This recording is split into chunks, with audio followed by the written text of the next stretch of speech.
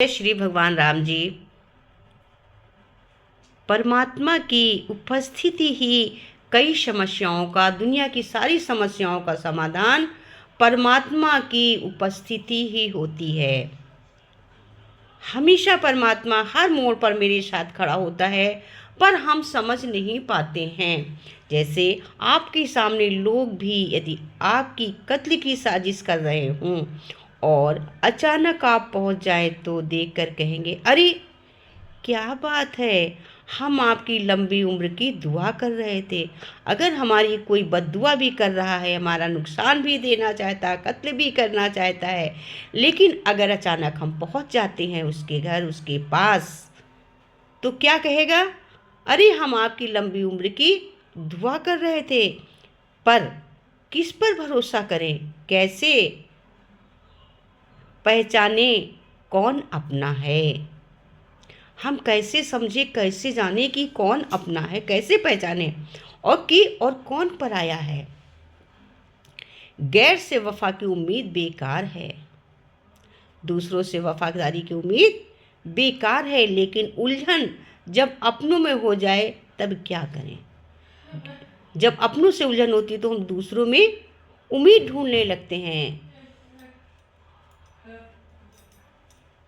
दूसरों में उम्मीद करने लगते हैं। महाभारत युद्ध के दौरान युधिष्ठिर ने अर्जुन के गांडीव धनुष पर विपरीत टिप्पणी कर दी थी। महाभारत में भी युद्ध के दौरान युधिष्ठिर ने अर्जुन के गांडीव धनुष पर विपरीत टिप्पणी कर दी थी। अर्जुन की प्रतीक्षा थी, जो मेरे गांडीव को अपशब्द कहेगा मैं उसका वध कर दूंगा। तो बड़े भाई को मारने को तैयार हो गए। कृष्ण वहीं थे, उन्होंने समाधान जुटाया और बोले, क्या बोले? बोले, अर्जुन तुम अपने बड़े भाई को तू संबोधन से बोल दो।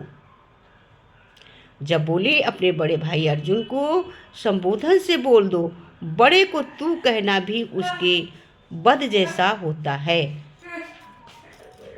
बड़े को, अपने से बड़े को तू कहना भी वध जैसा होता है।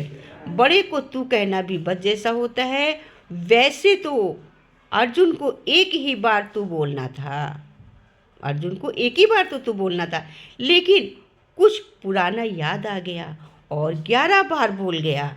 जब पुराना याद आया तो वो 11 बार बोल गया। फिर एकदम से तलवार निकाल ली खुद को मारने के लिए, क्योंकि बड़े भाई को तू कहा था। जब बड़े भाई को तू कह दिया तो अपनी तलवार मारने के लिए निकाली, क्योंकि उसने बड़े भाई को तू कह दिया था। तब श्री कृष्ण बोले, भगवान श्री कृष्ण क्या बोले? हमारे शास्त्रों में हर समस्या का समाधान है। प्रभु बोले, शास्त्र में हर समस्या का समाधान है। ब्रवी वाच्यण गणा निहत्थना स्था इत्तामा भवती पार्थी। क्या बोले? वैव्री वाचाड गणा निहत्मना स्वथा इत्तामा भवत्सि पार्थ। अपने मुख से अपनी करनी करना अपने वध जैसा काम होता है। अपने मुंह से अपनी गलती को मान लेना वध के बराबर है। तुमने गलती मान ली कि मैंने तू कहा है, वो वध के बराबर हो गया। ये दो त्वरित समाधान कृतज्ञ है। कहते ये दो ही समाधान है जो अपनों के बीच उलझन होने से सुलझा देते हैं। ये अपनों से जब उलझन होती, समस्याएं होती हैं, गलती मान लेना, नतमस्तक हो जाना, सर झुका देना ही वध के समान माना गया है। तो जब भी ऐसी स्थिति हो, ऐसा समय आए, ईश्वर को बीच में रखो, परमात्मा को बीच में रखो। परमात्मा की उपस्थिति ही कई समस्याओं का समाधान बन जाती है। ईश्वर की उपस्थिति ही हमारी कई समस्याओं का समाधान बन जाती है।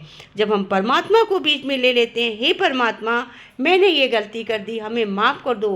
परमात्मा को माफ़ी मांगते हुए हम अपने से बड़े से जब मांगते हैं, उसको भी परमात्मा समझकर माफ़ी मांग लेते हैं, गलती करते हैं, या जिससे भी गलती होती है परमात्मा को बीच में उपस्थित कर लेते हैं, तो हमारी सारी समस्याओं का समाधान मिल जाता है।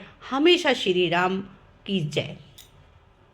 इसी से कहते हैं कि परमात्मा की उपस्थिति ही कई समस्याओं का समाधान है। जय श्री राम।